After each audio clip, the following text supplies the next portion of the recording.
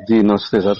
हाँ सर, ये जो पूरा जो मसला चल रहा है इस समय राजस्थान की, चाहे राजनीति में हो चाहे कांग्रेस और बीजेपी में जो पूरा चल रहा है, और हाल ही में जो अलवर का जो मसला हुआ है बच्ची के साथ गैंगरेप वाला मामला, और इसमें जिस तरीके से बीजेपी नेताओं ने प्रियंका गांधी जी का विरोध किया, उनका घेराव करने की कोशिश की है, तो क्या राय रखते हैं आप अपनी? देखो ऐसा है, घटना बहुत दर्दनाक है, बहुत जी भयानक है और बहुत तकलीफ देने वाली है। जी हम इस समाज का हिस्सा है जिसमें ऐसा लोग अपराध कर रहे हैं, ये बहुत पीड़ादायक है। और हम सबको ही, ये जो भी अपराधी है ये समाज के ही है, जी हम में से ही किसी के परिवार से निकले हुए हैं। हम सबको अपने बच्चों को ये सिखाना चाहिए कि महिला के प्रति हमारा व्यवहार कैसा हो। जी और इसमें हम लोग विफल हैं, इसलिए हमारे बच्चे इस तरह के जघन्य कांड कर रहे हैं।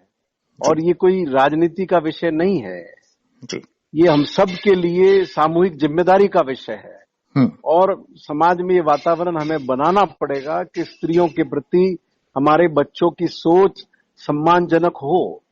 अब रही बात प्रियंका गांधी जी, तो वो किसी संवैधानिक पद पर नहीं है, वो कोई निजी यात्रा पर आई है।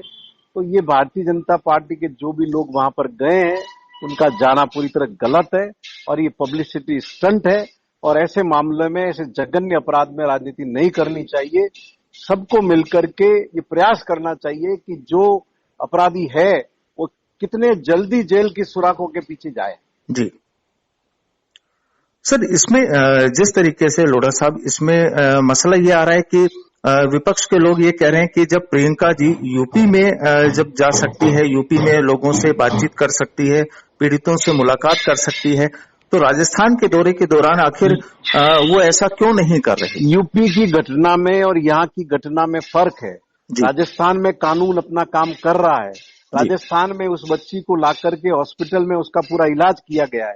यूपी की तरह बिना परिवार की अनुमति के उस बच्ची को जलाया नहीं गया है। जी, कानून अपना काम कर रहा है।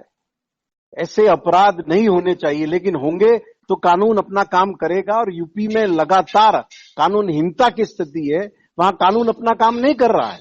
आप देखिए, सुप्रीम कोर्ट को लखीमपुरी के कांड में स्पेशल टीम गठित करनी पड़ी और उन्होंने प्रमाणित किया कि मंत्री के बेटे ने क्या किया। ये सब क्यों हुआ? इसलिए हुआ कि भारतीय जनता पार्टी की सरकार में कानून की व्यवस्था नहीं है, कानून का राज नहीं है। जी। हाल ही में अभी डोटासरा साहब का, पीसीसी चीफ डोटासरा साहब का भी एक बयान सामने आया कि अगर बीजेपी का कोई भी नेता केंद्र से आता है तो उसका घेराव भी हम इस तरीके से करेंगे कि उन्हें जिंदगी भर याद रहेगा। दरअसल इनको, डोटासरा साहब को इनको माफ कर देना चाहिए। ये गलत परिपाटी है। कोई संगठन का आदमी आए तो उसके जाकर के आप प्रदर्शन करें, किसी भी मुद्दे पर है, जो संवैधानिक पद पर है, जो सरकार का हिस्सा है, उनके सामने होना चाहिए। भारतीय जनता पार्टी ने कोई चीज गलत की है तो ये जरूरी नहीं है कि हम उसका गलत का जवाब गलत से दें।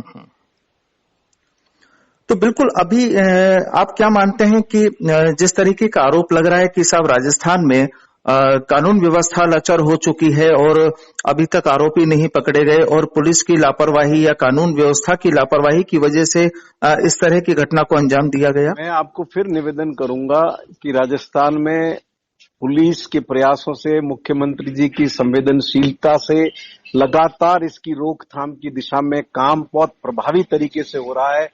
जिन जिन महिला अपराध के मामलों में एक एक साल तक चालान नहीं होता था, आज वो चालान की अवधि घट करके कितनी होगी वो देखिए। कितने मामलों में पहले लोग कोर्ट के जरिए मुकदमे करवाते थे, आज मुकदमे दर्ज होते हैं, इसलिए उसका प्रतिशत कितना गिर गया है वो देखिए। रही बात अपराध की, तो अपराध पूरे देश में बढ़ा है, कोई एक पर्टिकुलर जिले, पर्टिकुलर राज्य में नहीं बढ़ा है जी। और ये सब चीजें प्रभावी कार्रवाई से ही इसकी रोकथाम हो सकती है, राजनीतिक नुक्ताचीनी से नहीं होगा। तो बहरहाल ये तो बिल्कुल सीधी सी बात है कि अगर घटना कोई होती है तो उस पर राजनीति कम से कम ना हो। ऐसे मामलों में राजनीति का विषय नहीं बनना चाहिए।